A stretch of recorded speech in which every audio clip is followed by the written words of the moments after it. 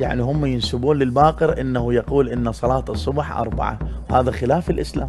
لا زين. الرواية الاخرى اللي وللاسف حتى في بعض مصادرنا ان الباقر صنع فيلا من طين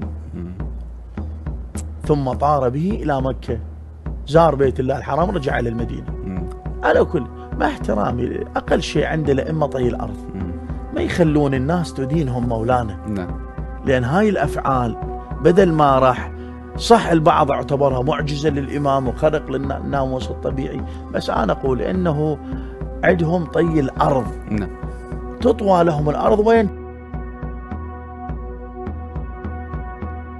وعندنا رواية في بعض مصادرنا، رواية تسيء للامام الباقر ضعيفة السند، ونقدناها في البرنامج وقلنا احنا ما نتبنى كمؤسسة كمدرسة أهل البيت، ما نتبنى هالروايات. ومعنى الرواية كما زعم الراوي أنه الإمام الباقر، كما راح أكرر كما زعم الراوي حتى لا تقتطع، مو قطعوها وسببوا لنا مشكلة. جيد. أنه صنع فيلا كما زعم الراوي من طين، كما زعم الراوي كما زعم الراوي.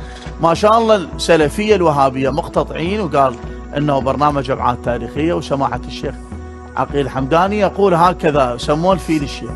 هذا هم هذا طبعهم منذ ذاك الزمن. احنا الان الروايه ننقد، نقول هاي الروايه التي زعموا ان الامام صنع فيها فيلا كما ادعوا وطار به، احنا نردها كاتباع اهل البيت.